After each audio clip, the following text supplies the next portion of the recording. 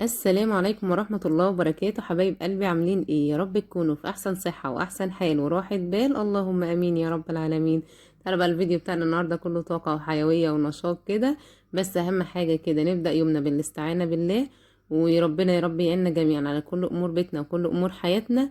ويبصوا بقى كده، ان شاء الله ان شاء الله هتتشجعوا وهتخرجوا كده من الفيديو دون مشحونين طاقة ايجابية ان شاء الله، تخلصوا اللي وراكم. طبعا الوقت بصوا خلاص بيجري كده، عشان يعني العيد الكبير مع امتحانات، يعني ضغطة كده محترمة. ربنا يا رب يعيننا جميعا. بس الشاطرة اللي تخلص كده بسرعة وتخلص على نظافة، يعني ايه، ب... من غير ما تتعب، من الاخر يعني مش عارفة اقولها لكم ازاي، بس هي اهم حاجة من غير ما نتعب ومن غير ما نهد حيلنا. لان بجد بجد صحتنا غالية جدا علينا يعني، وضغط جامد، ضغط اعصاب من ناحية الامتحانات طبعا. وعايزه اقول لكم مش امتحانات اخر السنه بس، يعني هي امتحانات شهر وبعد كده امتحانات غير مضافه وبعد كده امتحانات اخر السنه. فعايزه اقول لكم هي امتحانات وغير كده منهج لسه مخلص. فيا رب يعيننا جميعا ان شاء الله يا رب. فعايزه اقول لكم كده، خلصي كده حاجتك كده بالراحه وبهدوء ومن غير ضغط اعصاب. انت كل يوم امسكي حاجه كده تخلصيها، ما تقوليش ده العيد لسه او كده، لا العيد خلاص وجايلك كمان في امتحانات. فربنا يقويكي ويعينك. وبصي يعني عايزه اقولك انا بدأت يومي هنا، يعني اول حاجة قلت خلنا اعملها اللي هو الاكل. قلت هخلص من الاكل الاول عشان ما يكونش مثلا بروق في حاجة. وعايزة اقول لكم بقى كمان في يعني ايه غير غسيل سجاد، لا في كمان نزول صيفي وهتشيلي شتوي وهتقعدي بقى تفرزي كل حاجة. ويا ريت الحاجة اللي ملهاش لازمة عندك دي طلعيها لله، اكسبي ثوابها احسن. يعني انا عايزه اقول لكم والله كنت في هدوم بشيلها، والمره دي بجد حرفيا انا ما خليتش حاجه. يعني بصوا الحاجه اللي ملهاش لازمه عندي، طب ليه اطلعها لغيري واستفاد؟ يعني ايه استفاد بالمساحه، تبقى الدنيا رايقه، يعني استفاد بالثواب. كفايه الثواب اللي هاخده، يعني غيري هيستفاد بالحاجه، فكفايه ان انا ايه يعني. في غيرنا محتاج، في ناس محتاجه كتير. واحنا الحمد لله. فالواحد لما تطلعي الحاجة دي لله هتلاقي نفسك روقت الدنيا، والدنيا معاكي بقت الحمد لله، وثواب خطير تحت نفسيا. انا عايزه اقول لكم الكركبه والحاجات دي، لان انت هتلاقي نفسك بدل ما تبقى شنطه صغيره، لا انت عملت شنطه كبيره وحطيتيها سواء تحت السرير او فوق الدولاب او ايا كان بتحطي الحاجه فين اللي هي الشتوي. انما لما هتفرزي صح وهتلاقي نفسك بالشنط الصغيره، الدنيا رايقه، نفسيتك مرتاحه. لان فعلا بجد والله الحاجات اللي بتاخد مساحه كبيره، والحاجات اللي هي اللي تحس ان هي كراكيب وبتعمل كركبه وكده، كل دي على فكره بتاثر على النفسيه. ما تقوليش الحاجه مش باينه دي تحت السرير، لا والله بتاثر برضو على النفسيه. فانت حاولي كده تخلصي من الحاجات دي وتروقي حالك كده بالراحه. وبصوا بقى انا قلت اعمل ايه هنا. يعني قلت هخلص كده من الاكل اللي هو الغدا، يعني عشان العيال ما يجوش وانا في وسط ما انا شغاله يقولوا لي ماما انا جعان، ماما انا معرفش ايه، احط لي اكل. لا انا كده ريحت نفسي. فاول حاجه كده خلصي منها الاكل. يعني عشان ايه برضو، طالما في اطفال وجوزك هيبقى جاي من الشغل ايا كان بقى اجازه، يعني تبقى انت شغاله مرتاحه من الاخر. فانا ايه عملت كده، إيه اول حاجه اللي هو الغدا وريحت دماغي منه. وبعد كده بقى تمسكي على حاجه حاجه. وعايزه اقولك طالما انت هتشيلي الشتوي، اول حاجه تعمليها خلاصي من الغسيل. ما تخليش غسيل خالص في الباسكت بتاع الغسيل، اغسليه على طول اول باول، بحيث ان انت تيجي تشيلي الشتوي تلاقي نفسك شايله كله، ما تنسيش حاجه بره خالص. او ما تفضليش بقى راكنه الشنط اللي انت هتشيليها يوم واتنين وتلاتة لغايه لما تعملي الهدوم تنشف وتيجي تعمليها تشيليها. فحاولي كده على قد ما تقدري تظبطي، امشي بنظام. صدقيني انت هترتاحي طول ما انت ماشيه بنظام وبترتيب ومنظمه وقتك، انت هترتاحي جدا جدا جدا. وهنا بقى كان الاكل بتاعنا الحمد لله، يعني لحمه وكوسه ورز. وبص عايزه اقول لكم حتى ما عملتش سلطه، انا عايزه انجز يوم يا جماعه. هنا كان بنوتي الصغيره بتقول لكم حطوا لايك، ما تنسوش بس اللايك والاشتراك في القناه كده عشان تكبر بيكم ان شاء الله. وهنا برضو كنت ايه بعد الغدا بقى، بصوا كنت جايبة اللي هو ده عرض صابون، ال3 كيلو ب12 جنيه. وانا كان عندي اصلا، انتوا عارفين طبعا في حركة انا بعملها في الصابون كده، بتقله بتديله ريحة تحفة. تحفة تحفة تحفة بجد. فهنا بقى انا عملت ايه، جبت اللي هو الجيركن، انا ما كانش عندي ولا نقطة صابون، يعني كان اخر حبة كده كنت خلاص استخدمتهم كده قبلها بيوم. فجبت اللي هي الصابون دون بقى، وده عرض كده بيتعمل. وفي عندي الصابون تاني عرض 3 كيلو ب20، بس عند واحد تاني. بس عايزه اقول لكم ده لما بجيبه بعمل الحركه دي انتوا هتشوفوه هيعمل معايا كميه حلوه قوي. فهنا بجيب الصابون دون سواء اصفر او اخضر، هو الاتنين واحد.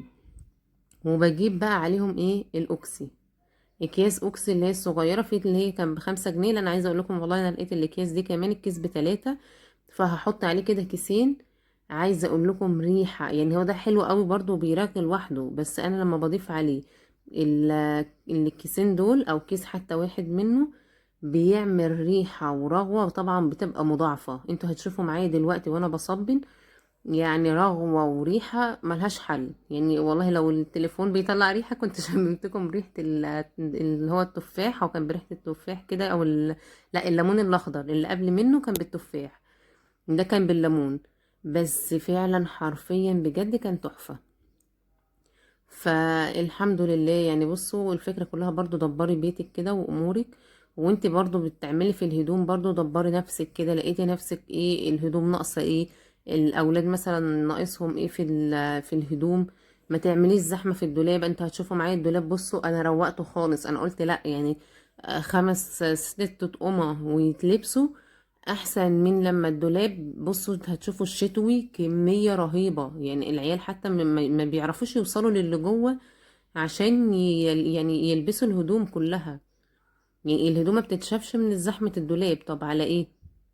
فلا كده الترويق كده حلو قوي، يعني حرفيا الهدوم كلها ما بتتلبس، فلا حرام. يعني طقمين نضاف كده وحلوين احسن وابرك 1000 مرة من 10 ما بيتلبسوش او شكلهم مش حلو.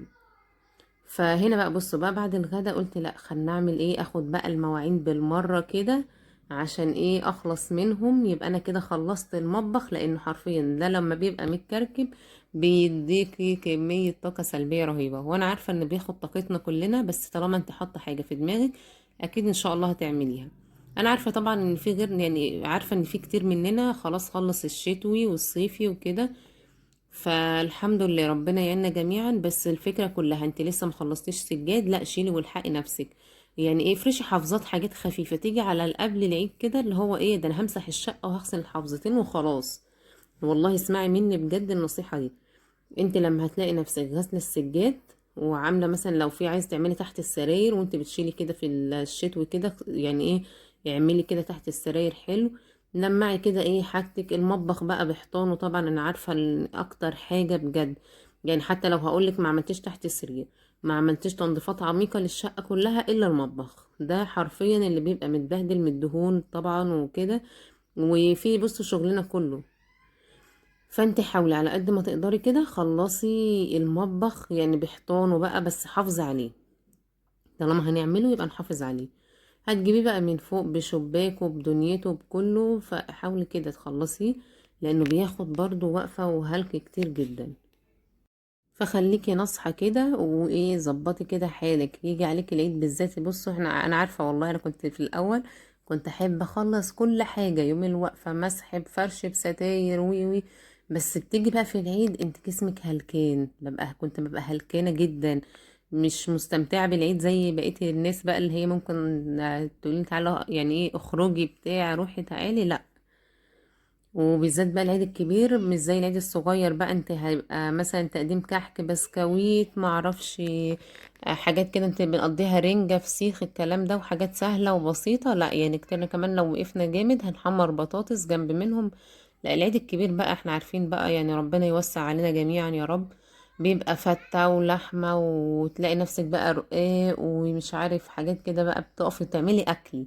فعايز وقفة برضو، فعشان يعني ايه ما يبصوش بقى لحد تاني، يعني عيالك وجوزك برضو ما يبصوش ان لا ده بص فلانة بتعمل ومش عارف ايه وواقفة وبص يعني مش، لا خلي نفسك ناصحة كده وواقفة ومظبطة نفسك ومظبطة حالك. جاي عليك العيد برضو، يعني خليه بالك من نفسك كده. يعني حاولي على قد ما تقدري، دي بصي في ايديك انت دلوقتي تلحقي نفسك دلوقتي. انا الحمد لله الحمد لله خلصت كده سجادة اوضة الاطفال والارج، والحمد لله يعني ايه فاضل السجادة الكبيرة بتاعت الصالة ان شاء الله برضو خلاص هعملها. بس الراجل حرفيا لغاية دلوقتي يا جماعة لسه ما جاش للكنبة. انا هعيط بجد يعني، هو تقريبا انا فقدت الامل في انه هيجي يعملها، وان هي كمان اتكسرت كده زي ما انتوا شفتوا الفيديو اللي فات، فقدر الله ما شاء فعل. فبقت من كله يعني، انا كنت فرحانة بيها جدا، بس الحمد لله يعني ايه لعله خير برضو. فقلت ايه هخليها برضو كده دلوقتي، هروق بقى، عايزة اروق الارض كده ترويقة محترمة. وطبعا الارض عندي زي ما انتوا شفتوا كده اللي هي الستارة بلتكانة، يعني دي الوحيدة اللي بلتكانة، انما الباقي مواسير. حتى كان عندي كله بلتكانات بس حولتهم لمواسير، الا دي كبيرة جدا، فبجد حرفيا هي تهمة. بس ان شاء الله ان شاء الله ان شاء الله بدون مقاطعة، ربنا يا رب كده يوسع ارزاقنا جميعا. في دماغي ان شاء الله ان نفسي هحولها برضو اللي هي المواسير، يعني ايه اخف كده شوية عليها، لان هي بصراحة لا يعني حاساها تقيلة وتهمة، وبص وعايزة تنزل بالخشبة كلها كده عشان اغسلها. فطبعا هي ما شاء الله يعني تقريبا حوالي 3 متر او كده ما شاء الله عرض، فعشان خاطر انزلها بتبقى تهمة بجد. بس ان شاء الله ان شاء الله برضو هعملها كده في القريب، وهحاول على قد ما اقدر اني اظبط كده ايه، اغسل مثلا البلتكانة دي وانزل الستاير بتاعتها، اخلص من سجادة الصالة. السجاد بعد كده اللي هيبقى قاعد سجاد مش جامد قوي، اللي هو يعني يعتبر خفيف بالنسبة للسجاد دون، هو سجاد برضو بس مش تقيل زي الباقي. وهنا بقى بص كنت خلاص بقى خلصنا بقى الغدا واتغدينا وعملت المواعين، فليه حق اروق على نفسي ولا لا؟ ما انا لازم اشحن طاقة عشان اقدر اكمل واواصل.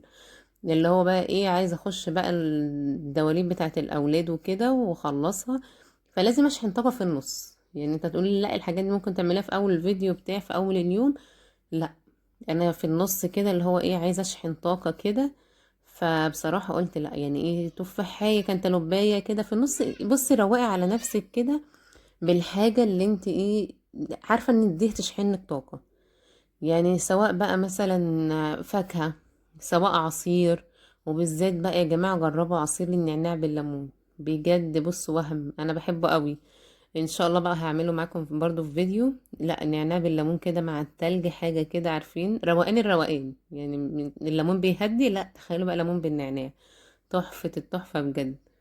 فهنا بقى بصوا كده قلت ايه اقعد بقى مع نفسي كده هروق على نفسي، وبعد كده اشوف بقى اللي ورايا. طبعا برضو كنت غاسله، عايزه اقول لكم بقى مع نفسي بقى مرضتش اصور معاكم بصراحه.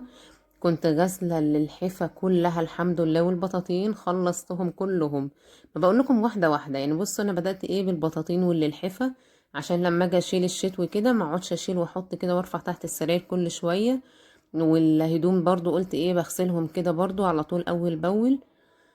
فهنا بقى كنت ايه، هنا الناحية دي كنت نشرة اللحاف، والناحية التانية كنت نشرة اللي هما 3 لحفة تانيين صغيرين وبطانية صغيرة.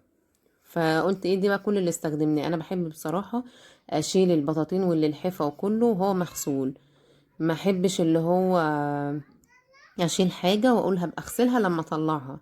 لا انا بحب اشيلها نظيفة كده، احتاجناها اطلعها على طول، مش هنحتاجها يبقى لسه هغسلها وكده لا. فانت كده ايه حاولي برضو بالراحة وعلى مهلك. يعني انا عايزة اقول لكم انا عندي مشكلة كبيرة في ظهري ورجلي، فعشان كده ما بقدرش اضغط على نفسي خالص، فشغالة على مهلي جدا. يعني انا كده حرفيا مش عايزة اقول لكم ان انا بضغط على نفسي، لا شغالة على مهلي. ولسه انا عارفة ان قدامي وقت. انا بعتذر طبعا عن الصوت بتاع الجيران لو انتوا سامعينه، الاولاد طبعا ربنا يحفظهم. ف عايزاكي كده اللي هو ايه حاولي كده على قد ما تقدري واحدة واحدة كده على المهل، لسه قدامنا وقت. يعني انا عشان حاسة ان قدامي وقت لسه، فبحاول اعمل ايه واحدة واحدة. وبرضه عشان الاولاد ما تحسش بكركبة كده حوالين منهم، برضه عشان المذاكرة. مع اني والله بتحايل على المذاكرة، يعني عارفين ان نتحايل عليهم محايلة كده. فربنا يهديهم ويصلح حالهم يا رب. فحاولي كده عشان برضو ما تكركبيش حوالين الاولاد. يعني ايه ظبطي نفسك ونظمي يومك، صدقيني هترتاحي. يعني بصوا زي ما انتوا شايفين كده انا هنا برضو بصوا لسه فيه هدوم شتوي، فقلت ايه هبدأ بقى افضي الدواليب. بصوا دولاب الشتا يعني حاجة كده رهيبة، فعشان كده قلت لا هتخلص من اي حاجة ملهاش لازمة. بس انا عندي طبعا بنوتة الكبيرة الحاجات الحلوة الجميلة اللي لسه برونقها كده، بشيلها برضو البنوت الصغيرة ان شاء الله. يعني ايه، ما انت برضو لازم برضو يبقى فيه تدبير كده في بيتك وفي حياتك. يعني مش هدي مثلا لحد برضو واقول محتاج وانا برضو ابقى عارفة ان انا هستفيد منها بعد كده. انما الهدوم، يعني انا عندي ابني الحاجة صغرت عليه، لا خلاص ما عنديش تاني، فخلاص كده زي الفل هديهم لحد محتاجهم. وبرضو بنطلع حاجة ايه احسن حاجة عندنا، يعني مش بنطلع حاجات اللي هي مش حلوة او مقطعة او كده. لا، حاولي على قد ما تقدري كده ظبطي نفسك كده، وروقي نفسك وروقي حالك والهدوم كده بتاعت الاولاد، بحيث ان ايه تبقى الدنيا رايقه والدواليب رايقه. انا عايزه اقول لكم، انتوا شفتوا المنظر في الاول عامل ازاي الدولاب. والله هوريكم دلوقتي وانا برص في الصيفي الروقان، بس هو حرفيا لسه برضو. يعني الهدوم انتوا هتلاقوها قليله جدا، بس هي الفكره ان لسه هم محتاجين. يعني في حاجات ما شاء الله اللهم بارك صغرت عليهم، فخلاص هجيب بقى بدلها ان شاء الله السنه دي. هشوف ايه اللي محتاجينه، يعني مش هجيب كده وخلاص. يعني محتاجين مثلا هدوم بيتي، هدوم خروج، هشوف اللي محتاجينه وخلاص هجيب. انا هنا بقى في دولاب ابني طبعا زي ما انتوا شفتوا، ده حتى يعني ازايز البرفان اللي خلصانه هو محتفظ بيها. يقول لي عشان تعمل ريحه في الدولاب. لا، هي مش كده، مش تعمل ريحه في الدولاب ده كده، انا مش عارفه. مسكتهم على طول، رحت على الباسكت اعزكم الله ورميتها. هنا بقى بصوا، هدوم الخروج لوحدها، والبناطيل والشورتات لوحدها، اللي هي الهدوم البيت لوحدها كده. فكده بصوا الدولاب بقى رايق. انا بقى عارفه ان هو كده هيبقى محتاج مثلا بنطلونين وتيشيرتين، تمام هجيبهم له وخلاص كده الحمد لله. في دولاب بنوتي برضو نفس الحكايه، البيجامات لوحدها، الجلاليب لوحدها. يعني بصوا حاجات كده رايقه، وهجيب لها برضو النواقص اللي هي محتاجاها، والحمد لله على كده. ويا رب يا رب يكون الفيديو عجبكم، ومتنسوش اللايك والاشتراك، واشوفكم ان شاء الله في فيديو جديد.